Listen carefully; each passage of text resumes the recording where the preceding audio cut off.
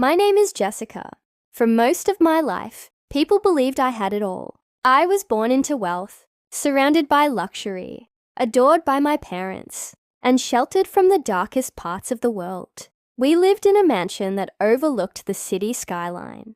I attended the best schools, wore designer clothes, and never had to worry about money. But none of those things could protect me from what would eventually become the most painful betrayal of my life. I met Ryan when I was 22. He was charming, attentive, and oh so handsome. He had that perfect smile and an infectious laugh. He was everything a girl like me was expected to fall for. And fall I did. Hard. At first, I thought he loved me for who I was. He made me feel seen, heard, and desired. Little did I know, he saw me not as a partner, but as a golden ticket. My parents had reservations. My father, a stern businessman, didn't trust Ryan. He thought Ryan was too smooth, too eager, too calculated. But I dismissed their concerns. I believed Ryan loved me. I thought we were going to build something beautiful together. We got married in a grand ceremony. Everyone in the city attended. Celebrities, politicians, business tycoons. They all came to witness our vows. I wore a custom-made gown. Ryan looked stunning in his tuxedo. We were the perfect couple, or so I thought. The first year of our marriage was sweet. He made grand gestures. Surprise vacations, love letters, candlelight dinners. I felt like I was living in a dream. But slowly cracks began to appear. He started coming home late. He avoided eye contact. He was always on his phone. I asked questions. He had excuses. Work was stressful. Deadlines were tight. His boss was unreasonable. Then came the pregnancy. I was overjoyed. I always wanted to be a mother. I thought this baby would bring us closer. I imagined a small family of 3, wrapped in love. But Ryan's reaction was underwhelming. He forced a smile, said the right words, but there was something in his eyes that didn't match the joy I felt. During the pregnancy, I was often alone. He missed doctor's appointments. He skipped baby shopping. He avoided talking about names or nursery colors. My friends told me to be patient. Maybe he was nervous. Maybe he needed time to adjust. I tried to believe that. Then Mandy entered the picture. She was his new secretary. Blonde, tall, always wearing tight skirts, and heels that clicked louder than her words. I met her once at Ryan's office. She gave me that smug smile women give when they know something you don't. I didn't think much of it at first.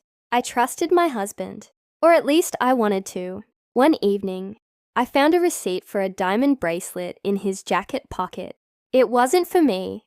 On Valentine's Day, he claimed he had to work late. On our anniversary, he forgot entirely. I started to connect the dots.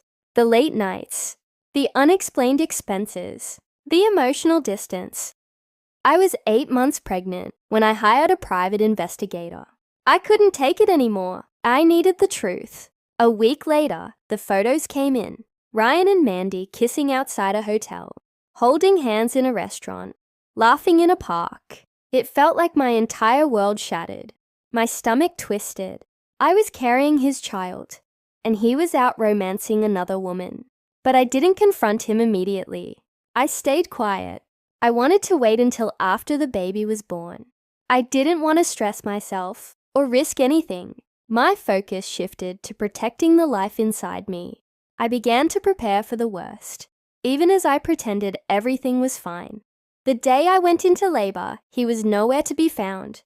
I called. He didn't answer. I was rushed to the hospital by my mother. The pain was excruciating, but the emotional agony was worse.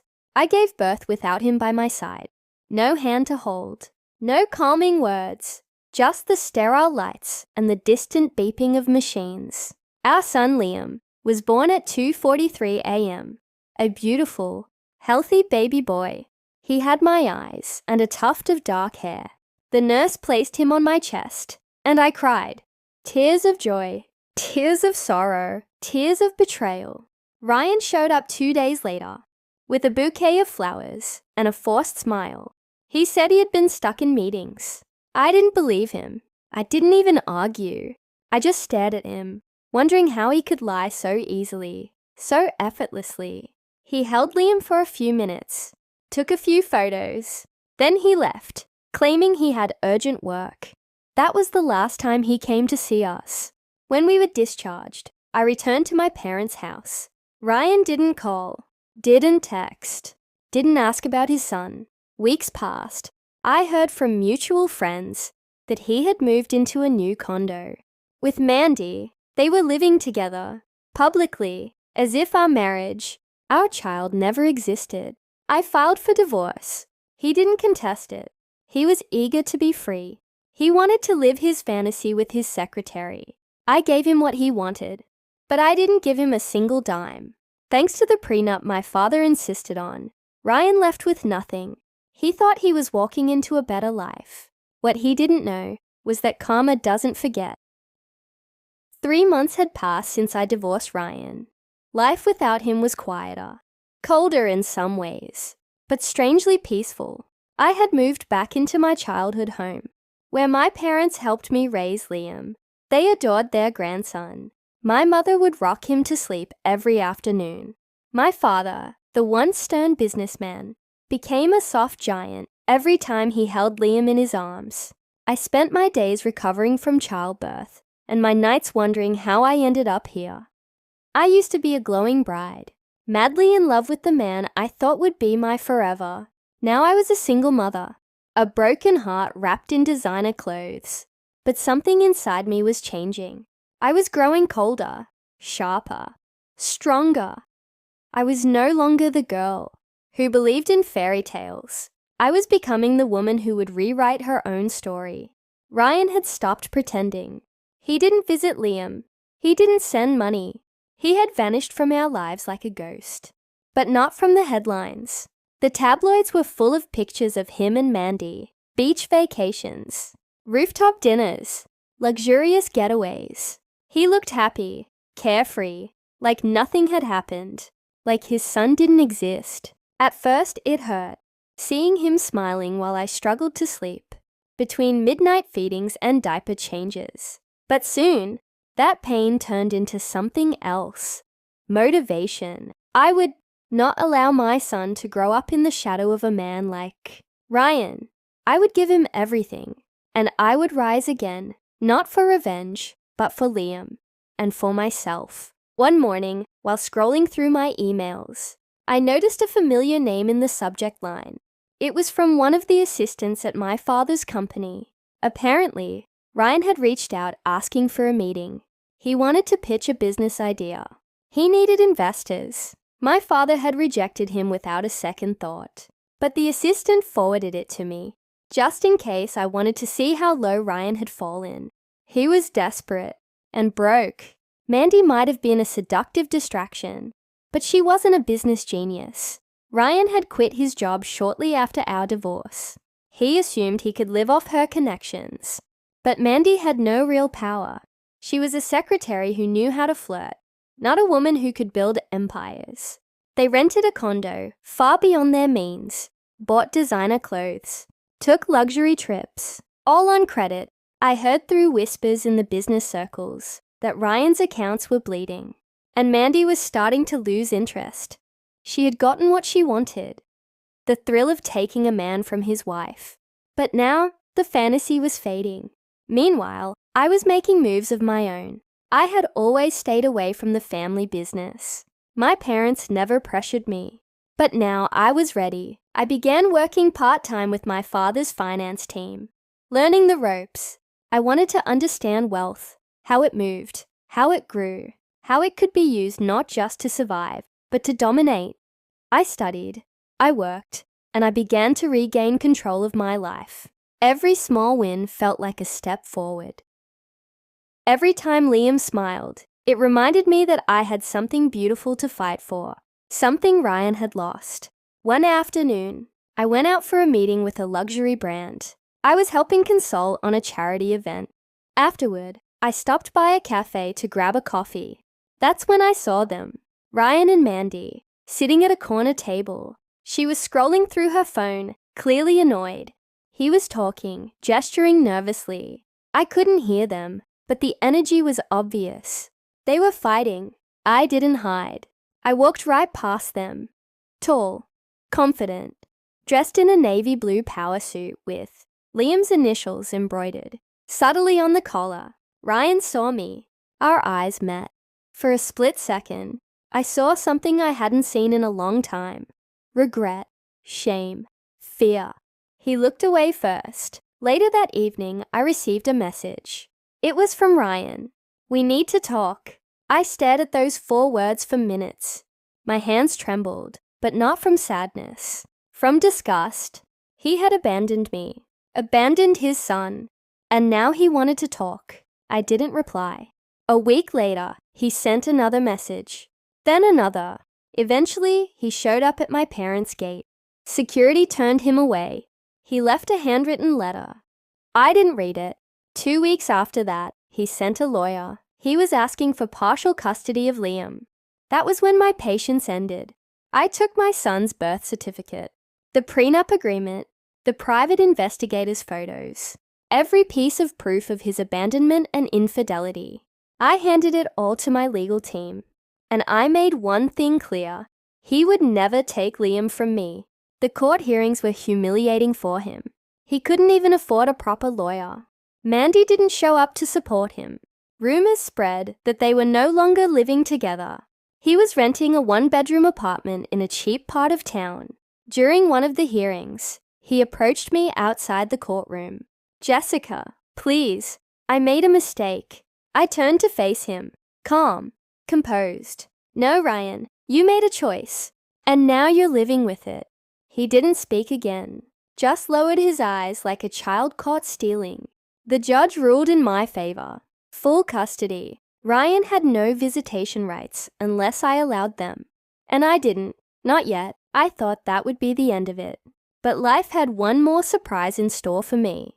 A week after the ruling, I attended a charity gala.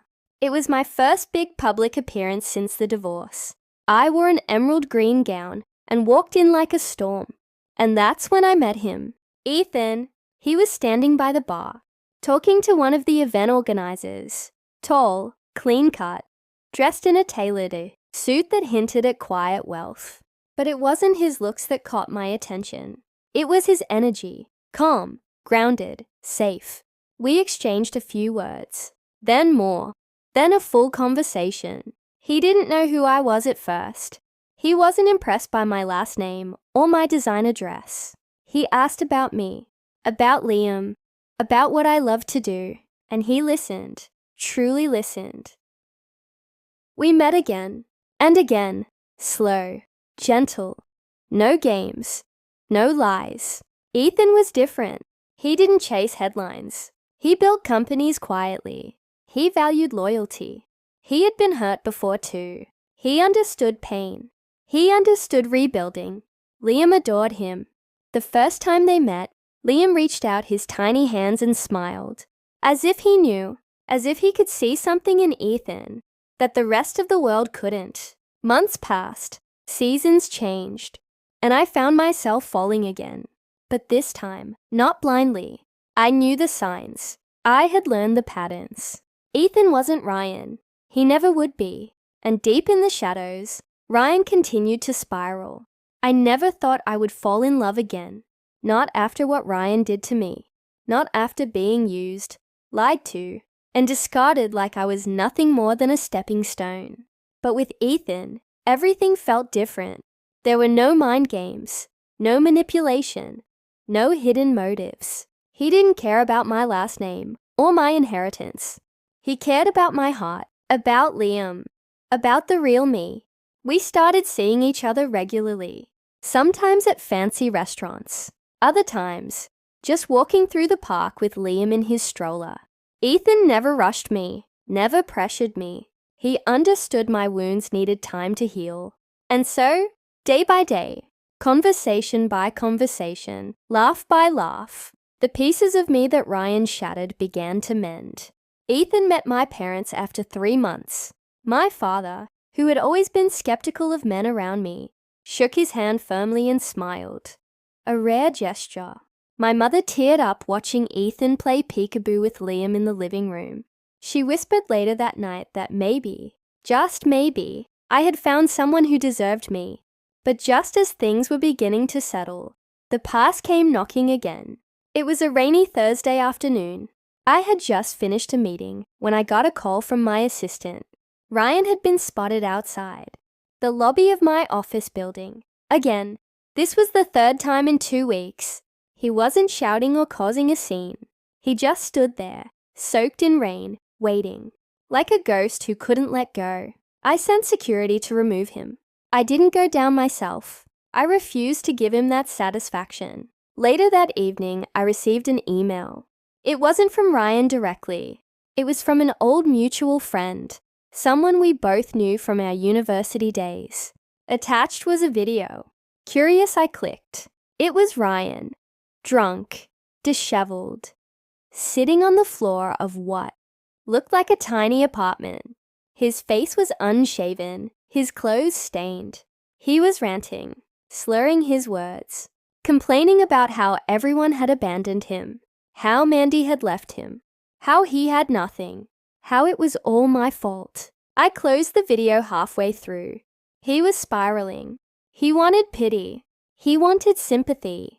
But all I could feel was a deep, cold silence in my heart. The same silence he left me in when I gave birth alone. The same silence he filled with lies and betrayal. Now he wanted me to feel sorry. But I couldn't. I wouldn't. Still, a part of me ached. Not for him, but for the life I thought we were building. For the innocence I once had. For the version of me who believed love was enough to save someone. The next few weeks, Ryan's presence became more desperate. He began sending letters, long rambling apologies, scribbled notes left at the gates, gifts for Liam toys, books, even a stuffed bear that smelled like cigarettes. I had them all sent back. My lawyers warned him to stop. But one evening, as I was leaving a dinner gala with Ethan, Ryan confronted us in the parking lot. He looked awful, thin, hollow eyes, unwashed hair. His suit hung on him like it didn't belong. He blocked my path and stared at Ethan like he was the devil himself. So this is the guy, the new hero, replacing me like I was nothing. Ethan didn't flinch. He stood in front of me, calm but firm. Step aside, Ryan. But Ryan wasn't done. You think she loves you? She doesn't. She's still angry. She's just using you to get back at me. I stepped forward, eyes locked with his. No, Ryan, I'm not using anyone. I'm finally living without you. He laughed, bitter and hollow.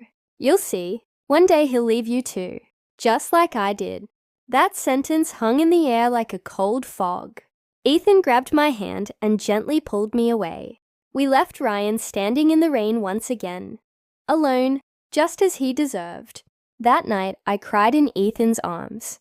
Not because I missed Ryan, not because I doubted my future, but because part of me still hated that Liam would grow up with a father like that. Ethan kissed my forehead. You're not alone anymore. You have me. And he has me too. Those words wrapped around my heart like a warm blanket. As the months rolled on, Ethan and I grew closer. He helped me launch my own consulting firm, one that focused on supporting women-led startups. I started speaking at events. I shared my story, not all of it, but enough to inspire others. I refused to let shame silence me. I became a woman I never thought I could be.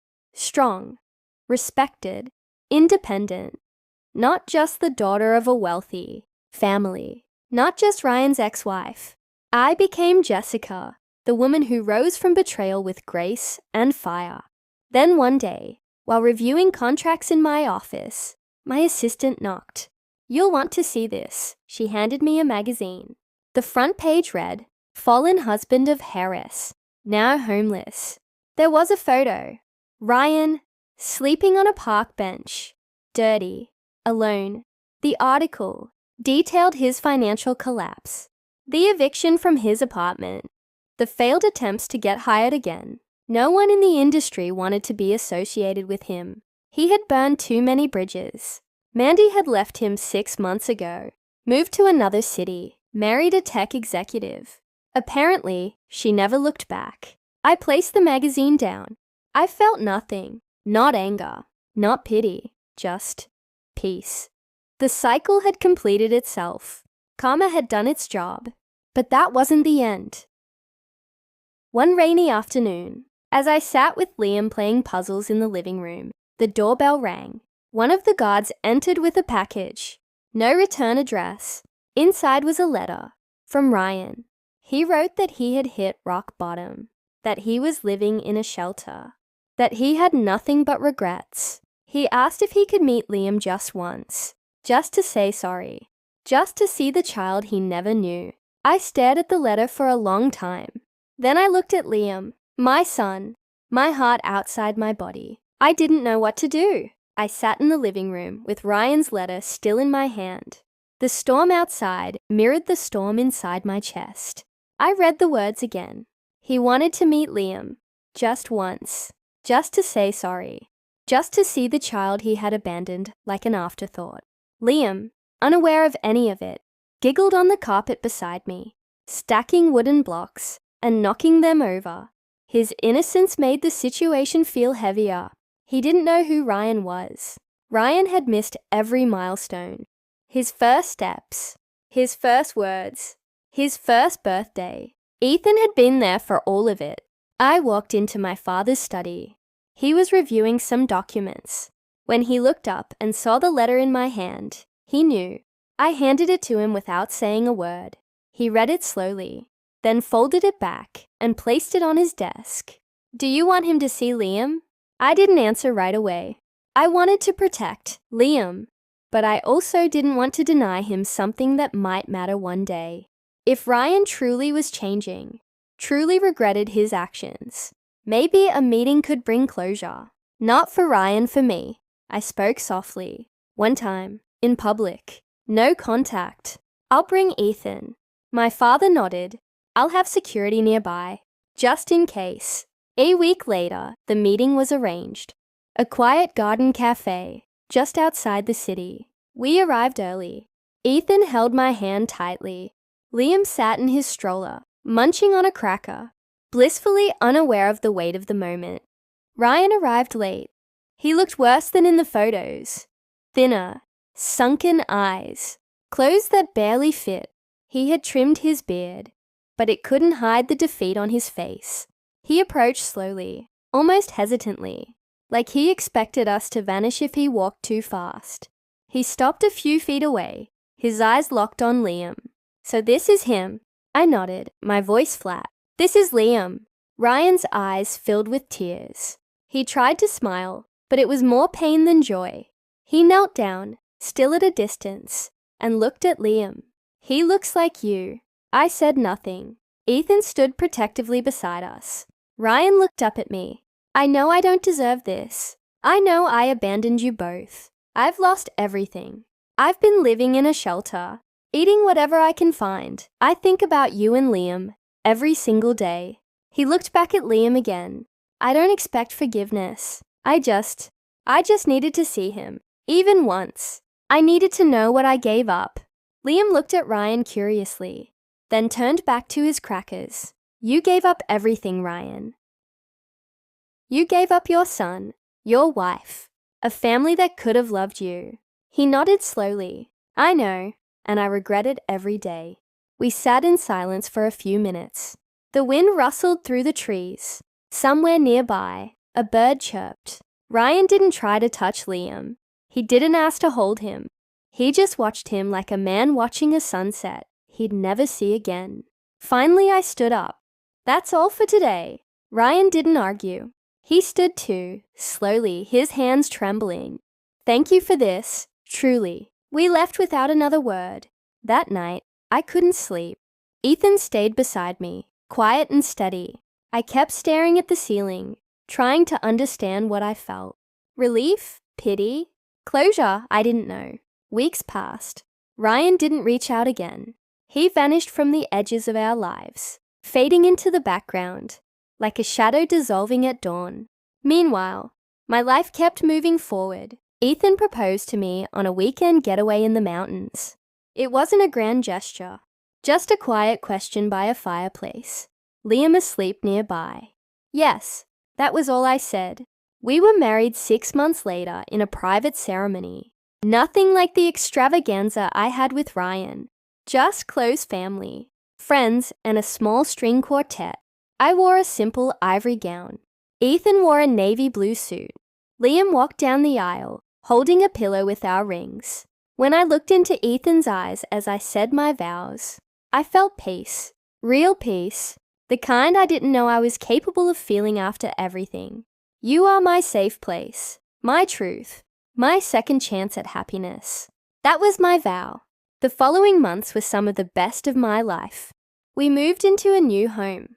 One I chose, designed, and made our own. Liam had his own nursery with a tree painted on the wall and stars glowing on the ceiling. I was no longer living in the shadow of betrayal. I was building something real. But life always tests us. One morning, while reviewing proposals at my firm, I got a call from a number I didn't recognize. I let it go to voicemail. A few minutes later, another call. Same number. I answered. It was a woman. She introduced herself as a nurse from a local clinic. Ryan had been admitted, collapsed from dehydration and malnutrition. No ID. He had listed me as an emergency contact in a form he filled out months ago at a shelter. I didn't know what to say. I didn't know why I even mattered to him anymore. I told the nurse I would cover his medical costs, but that I wouldn't visit. She paused. He doesn't have long. His liver is failing. Years of alcohol. No medication, no money. He's deteriorating fast. I ended the call and sat in silence. I didn't cry. I didn't panic. I just sat there, frozen between who I had been and who I had become. Ethan found me like that. When I told him what happened, he didn't try to convince me of anything. He just held my hand. That night, after Liam was asleep, I drove to the clinic. Ryan was lying in a small pale blue room, tubes in his arms. His face was gaunt. His hands shook when he reached for the water beside him. When he saw me, his lips curved slightly. You came, only once more. He chuckled weakly. You always were stronger than me. I pulled a chair beside his bed. I'm not here for you. I'm here because you're Liam's father. And because I need to say something. He nodded. Say it. I leaned forward. I forgive you. His eyes welled up. You don't have to. I know, but I'm choosing to. Not for you, for me. I'm done carrying this pain. You made your choices. You lost everything. And I've moved on. I have someone who loves me. A man who shows up. A man who holds my son like he's his own. That could have been you. But you threw it away. Ryan closed his eyes. A tear slid down his cheek. I know. I stood up. Goodbye, Ryan. He whispered as I turned to leave. Take care of him. Take care of our son. I didn't answer. I walked out of that room, into the night air, and never looked back. 2 weeks later, Ryan passed away in his sleep, alone, unnoticed, unclaimed. I paid for his funeral, a simple one. No headlines, no guests, just a quiet end to a loud mistake. And just like that, the chapter closed. The day after Ryan's funeral, the sky was unusually clear. No wind, no clouds, just an endless stretch of pale blue. So still it felt like the world had paused to take a breath. I stood in the garden behind our home, watching Liam chase butterflies across the lawn. His laugh was light, free. He didn't know what had happened. He didn't know his biological father had died. And for now, that was a truth I chose to keep from him. Ethan joined me, carrying 2 cups of coffee. We stood there for a while in silence, watching our son, because that's what Ethan had become, truly. A father, not by blood, but by presence, by love, by choice. And love always outweighed DNA. Weeks turned into months, and life kept moving. My consulting firm was thriving. I began mentoring young women, not just about business, but about resilience, about walking through fire and coming out stronger. My story, once a private ache, had become a lighthouse for others. Women from around the country reached out. Some were in marriages like mine had been. Others were climbing out of similar betrayals. I responded to every single one. I owed them that. We owed each other that. One day, as I wrapped up a leadership seminar in Milan, I received a letter, not an email. An actual handwritten letter delivered by my assistant. It was from Mandy. I froze for a moment, holding the envelope like it was poisoned. My first instinct was to throw it away, but something inside me said to read it. I opened it carefully. Her handwriting was sharp, precise, just like I remembered her. Jessica, I don't expect you to read this, and I don't deserve your time. But I need to say what's been sitting on my chest for years. When I first met Ryan, I didn't care that he was married. I didn't care that you existed. I was young, stupid. I thought I had power because I could take him from you. I thought I had won something, but I was wrong. What I got wasn't a man. It was a broken boy looking for a lifeboat, and I wasn't strong enough to carry him. I saw who he really was after he left you. The lies, the manipulation, the anger. He drained me, just like he drained you. He hit rock bottom because he couldn't stop digging. And I left because I finally realized I was just a replacement in a pattern he never intended to break. I know you'll never forgive me, and that's okay. But I needed you to know, you were never the weak one. You were never the fool. I was. Mandy, I read it twice, then folded it and placed it in a drawer. I didn't respond. I didn't need to. Her letter wasn't about redemption. It was her confession. Her attempt to cleanse a conscience she should have faced years ago. Ethan found me that evening, sitting alone on the balcony. I handed him the letter. He read it silently, then handed it back without a word. I won't let her take space in my mind again, I said. Good, he replied. She doesn't belong there. And she didn't. Life became warmer after that. Liam started preschool. He cried the first day, clinging to my leg like a vine. But Ethan knelt beside him and whispered something into his ear. Liam nodded bravely and walked in, his backpack twice the size of his body. I smiled through tears. Ethan always knew exactly what to say. That evening, we had dinner as a family. Chicken pasta, garlic bread. Liam told us about his teacher, his new friends, the crayon he accidentally ate. I laughed so hard, I nearly dropped my wine glass. It was a simple night, but one I would remember forever.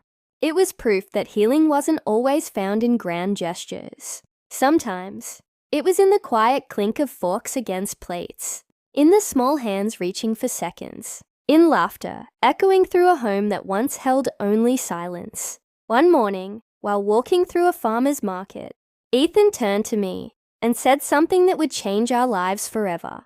I want to adopt Liam. Officially, legally, if you're ready, and if he's ready. I stopped mid-step. My heart swelled. Tears sprang to my eyes before I could even form a sentence. Are you sure? I've never been more sure about anything in my life. We began the process that week. It wasn't easy. The paperwork, the legal procedures. Even though Ryan was gone, the system still demanded proof, statements, evaluations. But we pushed through. And one bright spring morning, inside a small courtroom, the judge declared what we already knew to be true. Ethan was Liam's father. Liam sat on Ethan's lap, holding a small toy car, unaware of the significance of that moment. But I knew, and Ethan knew. And when we left the courthouse, I felt something lift from my soul. The final chain of a past that no longer owned us. We celebrated that night. Just the three of us. Cupcakes, balloons. A small banner that read, "Our family is forever." And it was. But life has a way of reminding you that peace must be guarded. A few months later, a journalist reached out to my office. She was writing a piece about women who rebuilt their lives after betrayal. She had heard whispers about my story. She wanted to feature me, my firm, my journey. I hesitated. My name still carried weight. My family was still known. But Ethan encouraged me. Your story can help people. You've built something from ashes. People need to see that. So I agreed, on my terms. The article was published under the title, "The Woman Who Rose from Silence." It detailed my fall, my pain, my fight back, and my new life. It mentioned no names, no bitterness, just truth, raw and unfiltered. It spread faster than I imagined. Women from around the world shared it, quoted it, wrote to me. I became not just a business figure, but a voice, a symbol of quiet strength. I didn't ask for that role, but I accepted it. For every woman still stuck in a toxic home, for every single mother left to raise a child alone, for every heart still healing. As my reputation grew, so did my platform. I was invited to speak on panels, to write a book, to launch initiatives that supported women's education and independence. Through it all, Ethan stood beside me. Never behind, never ahead, always beside. And Liam, he flourished, bright, curious, kind. He called Ethan Dad without hesitation. He started drawing our family with 3 stick figures, always holding hands. Every night before bedtime, I would kiss his forehead and whisper, "You are loved, you are safe, you are home." And I meant it. Every single word. The woman I used to be, the naive bride, the betrayed wife, she was gone. I honored her. I remembered her. But I no longer lived in her pain, because now I was Jessica, whole, reborn, unbreakable.